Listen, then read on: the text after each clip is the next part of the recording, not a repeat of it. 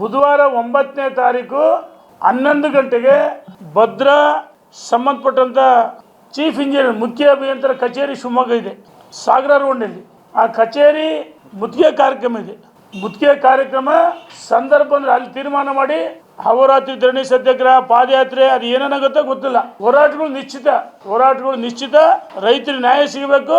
ಯಾವುದು ಎಲ್ಲ ಅಂತದ್ದು ಹೋರಾಟಗಳು ಸಿದ್ಧವಾಗಿದ್ದೀವಿ ಅಂತೇಳಿ ಸರ್ಕಾರಕ್ಕೆ ಎಚ್ಚರಿಕೆ ಕೊಡ್ತೀವಿ ಪಕ್ಷಾತೀತವಾಗಿ. ಇದು ದಾವಣಗೆರೆ ಜಿಲ್ಲೆಯ ರೈತ ಒಕ್ಕೂಟದಿಂದ, ನಮ್ಮ ರೈತ ಒಕ್ಕೂಟ ಸತೀಶ್ ಅಣ್ಣ ಅಧ್ಯಕ್ಷರೇ, ಇದನ್ನು ಸಂಬಂಧಪಟ್ಟ ಹೋರಾಟ ಭಾಳಸರಿಂದ ಲೋಕಿಕೆರೆ ನಾಗರಾಜು, ಕಡ್ಲೆಬಾಳ್ ಧನಂಜಯ, ಭಾಳಷ್ಟು ಜನ ಮುಖಂಡರು ಹೋರಾಟ ಮಾಡ್ತಿದ್ದಾರೆ.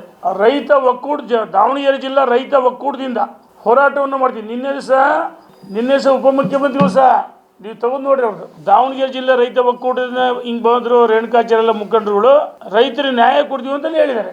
ಮಾನ್ಯ ಮುಖ್ಯಮಂತ್ರಿಗಳು ಭಾಳ ಚೆನ್ನಾಗಿ ಸ್ಫೂರಕವಾಗಿ ಮುಖ್ಯಮಂತ್ರಿಗಳು 10 ರಿಂದ 15 ನಿಮಿಷ ಸಮಯ ಕೊಟ್ಟರು, ಉಪಮುಖ್ಯಮಂತ್ರಿಗಳು ಸಮಯ ಕೊಟ್ಟಿದ್ದಾರೆ.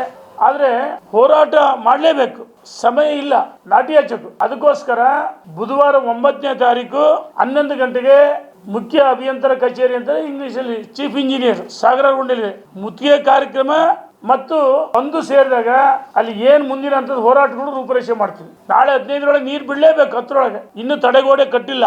ಆ ಟ್ರ್ಯಾಕ್ಟರ್ ಜೊತೆ ಮತ್ತೊಂದು ನೋಡಿದಾರೆ. ನಾಳೆ ಹಳ್ಳಿಗಳಿಗೆಲ್ಲ ಪ್ರವಾಸ ಮಾಡ್ತೀವಿ, ಈಗಾಗಲೇ ಮಾಡಿದರೆ. ಟ್ರ್ಯಾಕ್ಟರ್ಗಳಿಗೆ ಹೇಳಿದರೆ ಯಾವ ಹಂತದ ಹೋರಾಟಕ್ಕೂ ಎಲ್ಲ ಹಂತದ ಹೋರಾಟಕ್ಕೆ ಸಿದ್ಧವಾಗಿದ್ದೀವಿ ಅಂತ ಹೇಳಕ್ಕೆ ಇಚ್ಛೆ ಪಡ್ತೀವಿ. ತಕ್ಷಣ ತಡೆಗೋಡೆ ಕಟ್ಟಬೇಕು. ನಮ್ಮ ಬಲದಂಡೆ ನಾಲೆ ನೀರು ಬಿಡಬೇಕು. ದಾವಣಗೆರೆ ಜಿಲ್ಲೆ ಹರಪನಹಳ್ಳಿ ಕೆಲವು ಭಾಗ, ಶಿವಮೊಗ್ಗ ಗ್ರಾಮಾಂತರ, ಹೊಳೆಹೊನ್ನೂರು, ಹಾವೇರಿ ಭಾಗದಲ್ಲಿ ಆ ಭಾಗದ ರೈತರು ತೊಂದರೆ ಆಗುತ್ತೆ ಅಂತ ಅವರು ಕರೆ ಮಾಡಿದ್ರು. ಇವತ್ತು ಹೋರಾಟ ನಿಶ್ಚಿತ.